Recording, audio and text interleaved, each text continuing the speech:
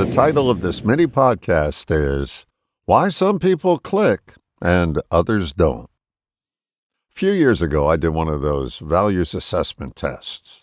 You know, the kind where they hand you a big list and tell you to pick the things that matter most. At first, you choose 10, then you have to whittle it down to 3, which gets a lot harder than you think. Now, my top 3 ended up being family, dependability, honesty. Now, that's home base for me. Yours might look totally different, and that's perfectly fine. The whole point is to figure out what you're built around, what your inner compass is set to.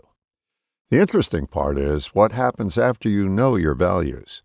Suddenly you start seeing why certain people get under your skin, not because they're bad or because you're right and they're wrong, but because their values aren't sitting in the same place as yours. And wow, does that create friction.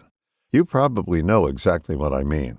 That family member you adore, truly adore, yet every holiday ends in some kind of tension? Yep, values talking. Same with friends, relationships, co-workers. We make them wrong, they make us wrong, when really we're just conditioned differently. You can get along with almost anyone if you work at it. But sharing core values, that's kind of the secret sauce for long-term harmony. So if you've never made your own list, it's worth 10 minutes. Just jot down what matters most to you, and then pay attention to what other people value too.